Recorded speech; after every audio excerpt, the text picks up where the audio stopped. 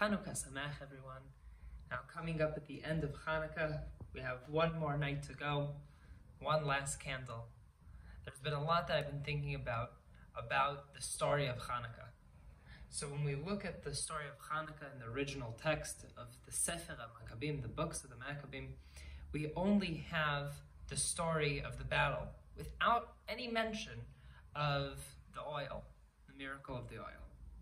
When we read about it in the Gemara, we have a page and a half that talks about the miracle of the oil with almost no mention of the battle at all.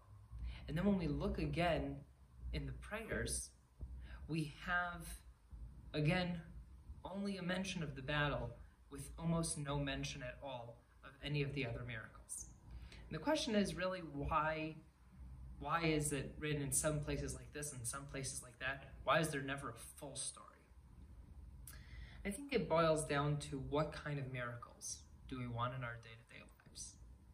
What kind of miracles are we looking for? Are we looking for miracles that are happening in their natural way? Are we looking for miracles that change history?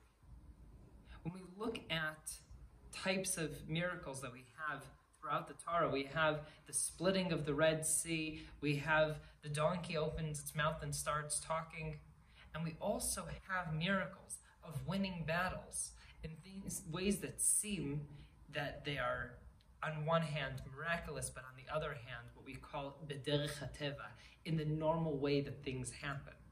The story of the Maccabim and the battle, with all of the miracles that happen in the story, you're still talking about a battle. People had to physically go and do something, and God helps them, and He backs them up, and luck is on their side, and God's on their side, and miracles are on their side, but it's very, very straightforward.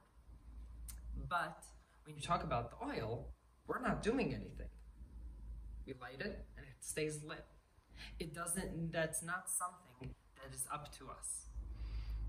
When we daven every day, in Modim, we say,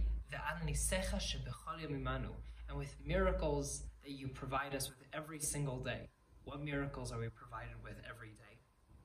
Where do we see our miracles in our day-to-day life?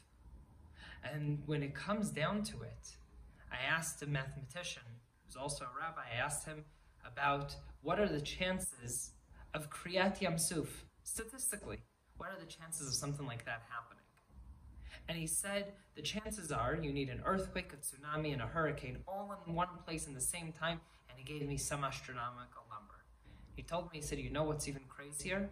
The chance that a sperm reaches an egg and it becomes fertilized, and throughout 9 months the baby is developed healthily and comes out a healthy baby and grows up, says so much slimmer.